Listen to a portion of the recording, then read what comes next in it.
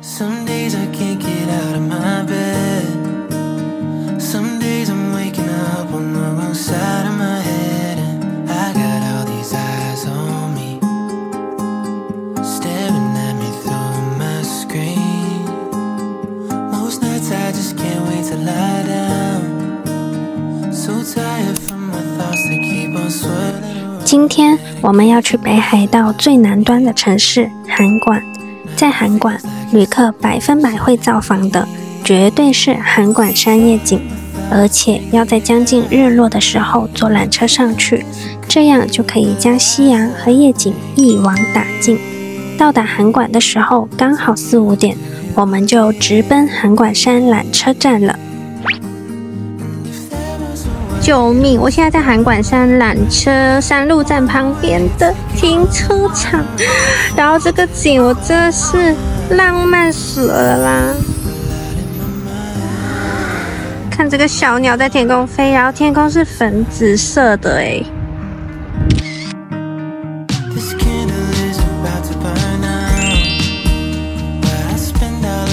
天哪，还没上去就已经美成这样。是什么浪漫风景啊！哇！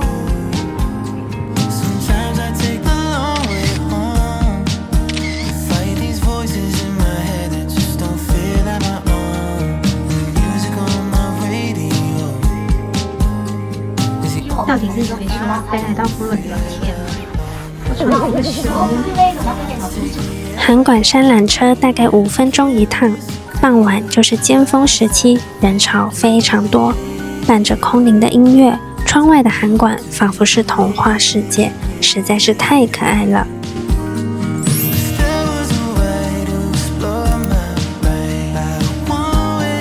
函馆山的夜景不仅是日本3大夜景，还是世界3大夜景之一。夜幕降临，灯火通明的那一刻，真的忍不住惊叹万分。眼前的璀璨让人感慨，这世间有太多美好的时刻了。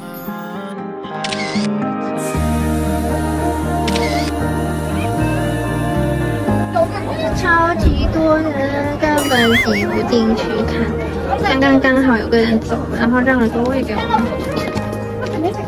都是人。大家都在争分夺秒地记录这份感动。终于轮到我在前排啦！日落后大概30分钟，天色就会完全暗下来，照上了浓厚的深蓝色。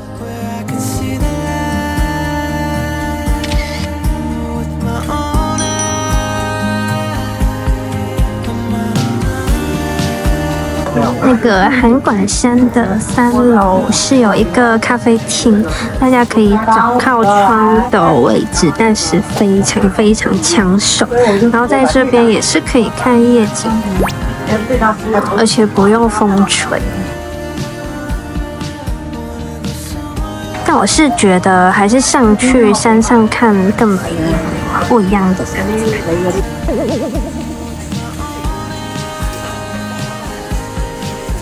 来到函馆山2楼的山顶商场，这里贩卖着各种伴手礼，还有外卖饮品，可以挑一份心意带回家咯。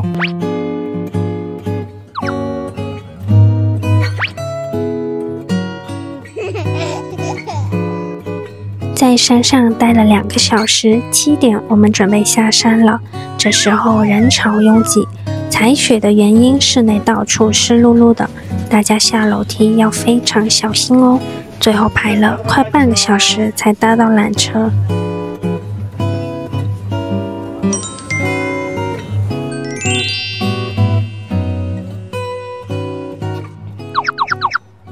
我刚开始来台湾生活的时候，台湾人日常无所不在的环保理念真的让我很惊叹。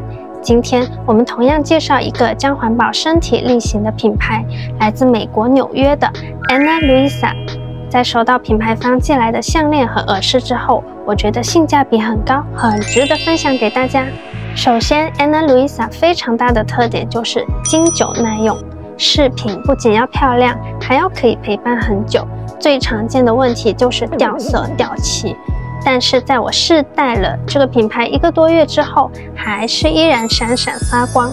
台湾的天气很热很潮湿，非常需要这样品质在线、防汗防水不掉色的饰品。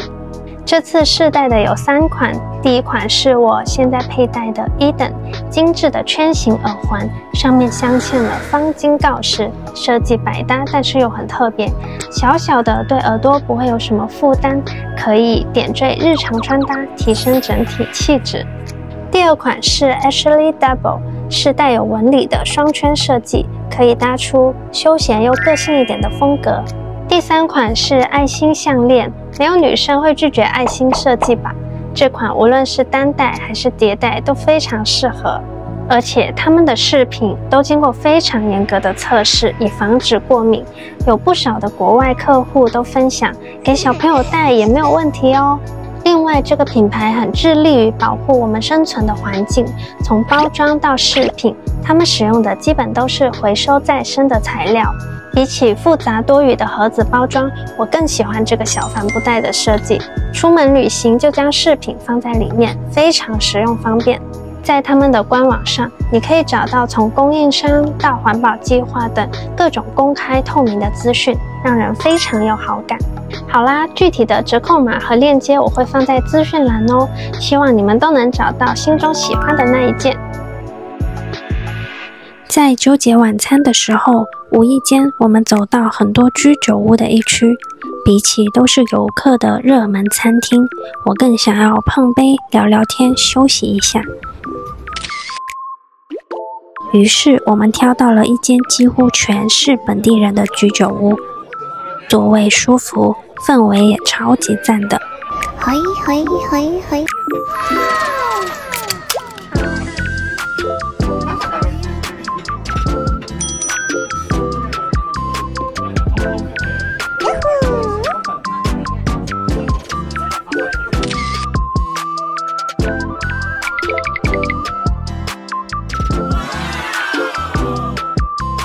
但是最后3300的套餐，店员收了我们4500。他解释说来不及更换海报，只换了1楼的。虽然也是划算，但是这个细节还是让人觉得怪怪的，有种观光客被宰的感觉。看在好吃的份上，就算了吧。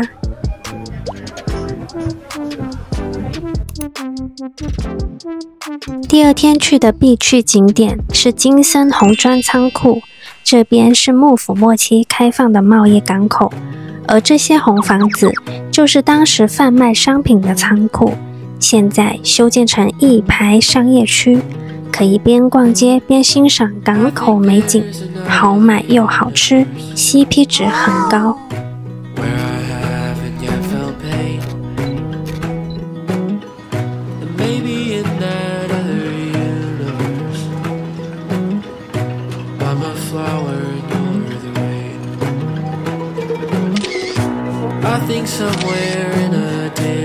远处的雪山，可爱的小房子，有一瞬间，我仿佛回到了欧洲。如果今天的雪再下得大一点，红房子就会裹上一层白衣，应该会更加好看吧。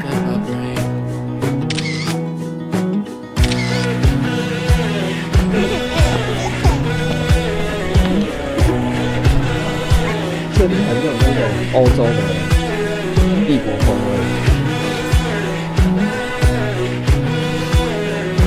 金森红砖仓库分为4座仓库，分别为函馆湾、金森洋务馆、函馆历史广场和金森厅，各具风格特色。首先来逛的是海鲜市集。函馆是3面环海，所以当地高品质的海鲜产品都很出名。市场里有鱼干、柴鱼包等等，超级多纪念品选择，商品琳琅满目，让人目不暇接。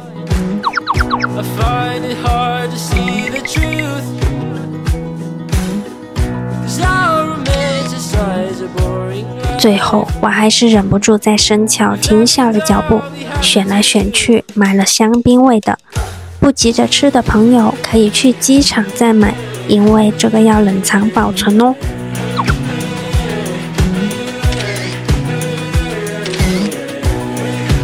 然后来到了手工筷商店，这里有卖小巧可爱的筷架，还有上千组手工筷子，似乎还可以定制姓名。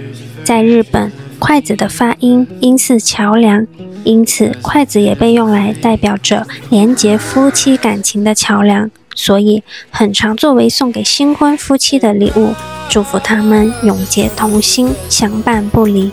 穿过走廊来到玻璃制品区，这里贩售着很多家居杂物，还有摆饰等等。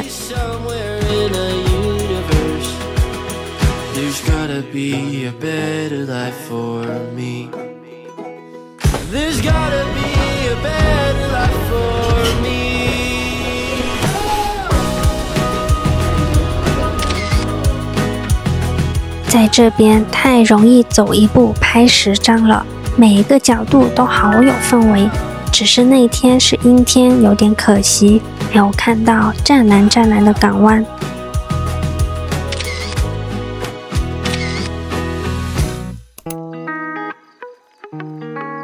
停车场后面的房子好好看的 ，Old British Consulate， 就是这个可爱的房子。哇，这里太漂亮了，我好喜欢。然后那个路上的积雪都有工作人员清扫，就是扫到了两边堆起来，应该是昨天晚上有下雪。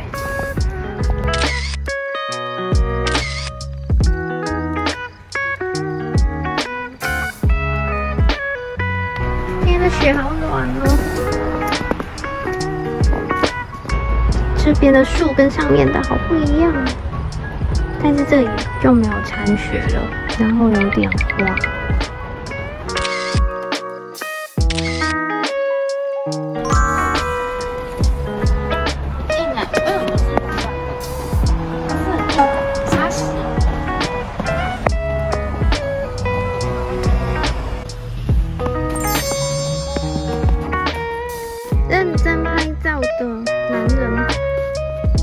19世纪日本打开国门后，函馆也开放港口与各国贸易往来，所以在这里可以看到很多东西合璧的历史建筑。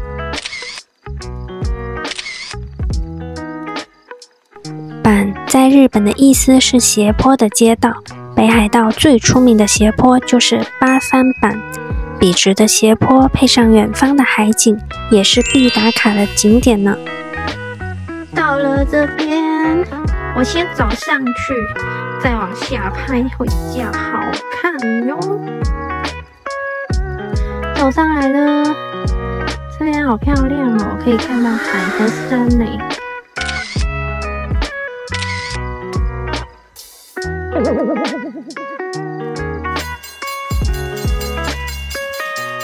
离开函馆的时候，在市区不远的路上，我们发现了一间超级大的鸟屋书店。无论是老人小孩，还是文青潮人，踏进书店绝对就不想离开了。这间鸟屋不仅卖书、文具和生活杂货，里面还有星巴克、药妆店和服饰店等等。无论是现代潮牌还是二手古着衣物都有，真的超级大的说。